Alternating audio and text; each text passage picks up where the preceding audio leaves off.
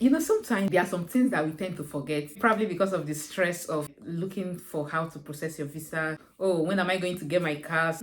The stress are just too much. Let me just hold on and see how it goes. At least let me get my visa first before I start the preparation. It's good for you to hold on, wait a little bit and see how far you've gone with your application before you can now settle or start looking for how to get accommodation in the UK.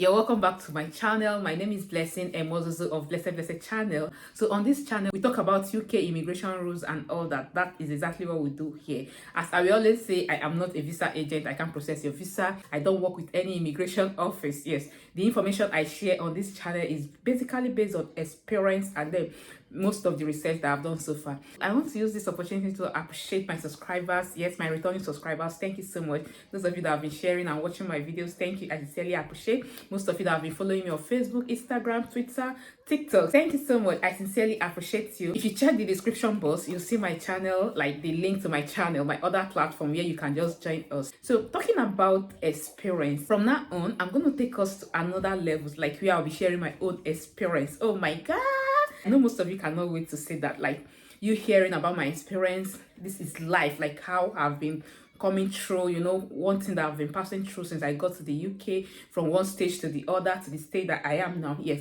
that is what I'm going to be doing on this channel. Yes, in as much that we still share information based on the recent happenings and all that, and update and good information that will keep us updated, I still want to like give you guys my own personal experience. Oh my god, that is basically what I'll be doing, like in the next few days, few months.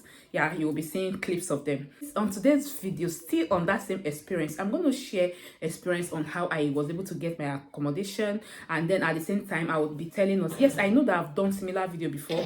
For those of you that have been following me on Facebook, yes, I have a video there that I did before, but this is like updated version. And on this one, in addition to that, I'll be sharing my own experience on how I got my accommodation, the process I had to go through and all that.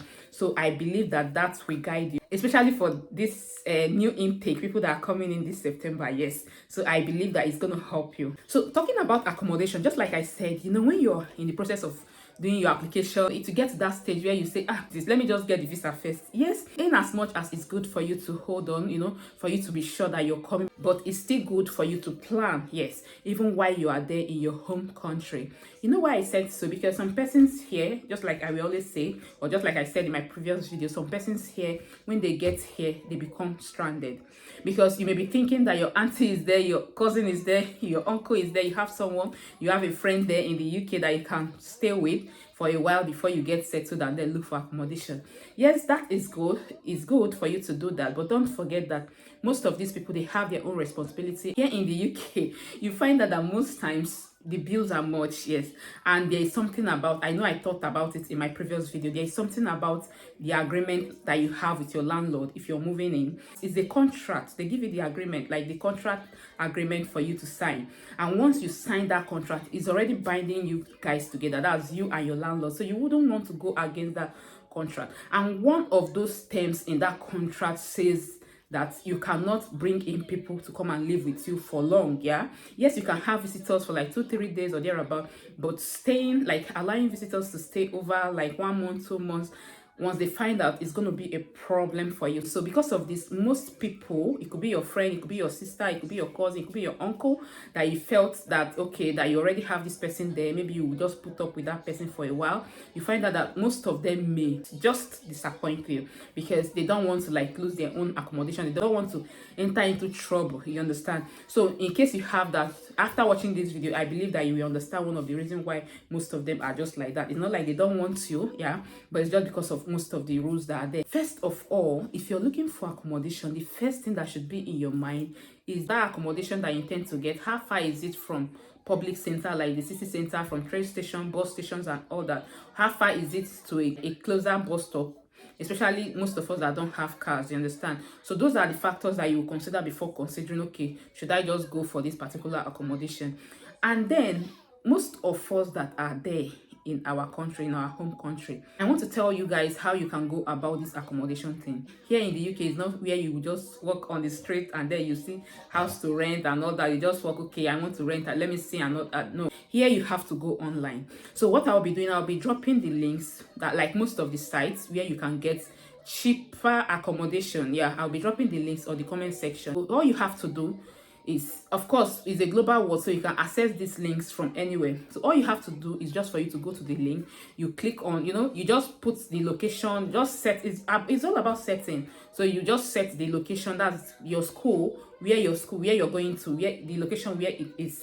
Yeah, so you just select like the location, you select the amount. Yeah, that's the price range of what you can afford, and you have to be reasonable too. Yeah, so you have to put in the price range, then you put in the type of accommodation you want. Is it 2 bed, is it 3 bed, is it 1 bed, is it just 1 room? So you just put it there, just fill out those informations, then you search.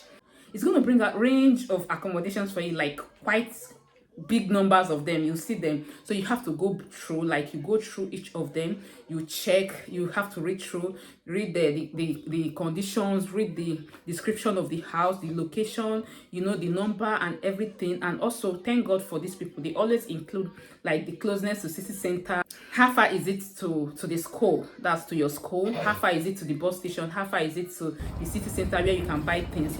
All those informations will be there. They can even go to the extent of showing you like the street map. Yes, like how you can walk out, you see everything. It's a digital world, so you just see everything, how you can walk out to your bus, to the bus station, or how you can enter your street. You just see it like from the house down to the street, to the next street and all that. You just see a picture or a video of them. If you're okay with what you saw there, so all you have to do is just for you to contact the landlord or the agent. You see their numbers there, then that's it. You establish that relationship, you speak with them, you talk with them.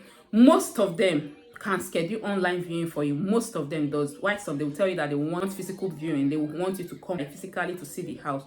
Good if you have the option of maybe going there to see the house. If you already have someone here, you can contact the person can go there on your behalf and check out the house, do the viewing for you. If it's okay, the person can take a video and send to you.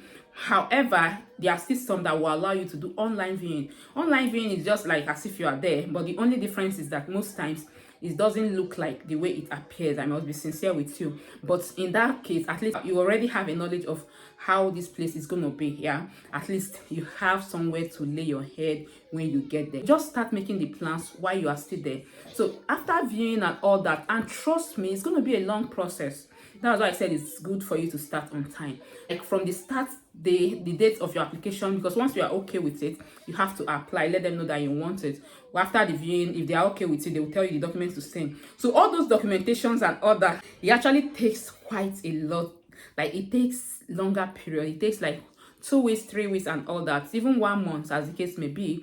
So that's why you need to start on time, so that if it's taking longer time, you find out that before you get to the UK, it would have been the time that it's just for you to just move in. Yeah, because I've had people that they just move into their house. Do the basics first, do the documentations and all that. Once it gets to the time or the stage at which you are expected to pay deposit, then you can just slow down a little bit, because I wouldn't encourage you to just go and make payment to someone that you've not seen at all. But what I can encourage you is that if it gets to that point of making payment, if you have someone there in the UK, someone can actually go there, check the house, do everything for you, go to their office and all that. At the end of the day, you can pay once you are okay with it. But if not, if it's online viewing and all this, once it gets to that payment stage, you can slow down. You let them know that, okay, I'm going to be in the UK next week, and once I get over, I'm going to make this payment and move in immediately.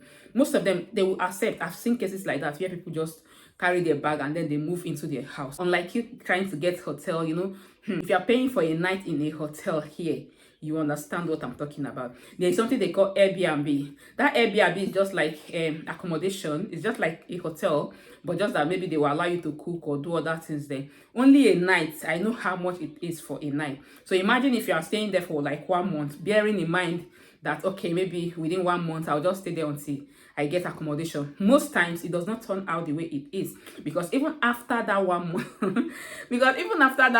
you find out that you've not even gotten this accommodation. So and you can't stay out. So you just keep renewing, and then that's if they are giving you the opportunity to renew, because there are some times that when your payment is about to expire, that's the time that someone else will come and pay. You understand? Probably someone else has already paid. You understand? So they will just tell you, no, you can't renew, that someone from this day, someone is coming to take over. So you just have to so you just have to leave and then probably look for another place, another. So you just on and on like that. So that is why it's good for you to like plan well, get a place to stay before you can now finally move in. Yeah. So, yeah, just like I said, I'm going to share my own experience, the process I had to go through before I got my own accommodation. When I talk about myself, I mean my family, you understand? Because I'm married, I have my husband and my kids here. Okay, so the process I had to go through before we were able to get our accommodation. This accommodation thing, we didn't really take it seriously when we were coming. We were like, let's just pay the deposit. Let's just get the cash. Let's just get the visa first before you talk about accommodation. You know, we're on and on like that. Highest, if there's anything, you know,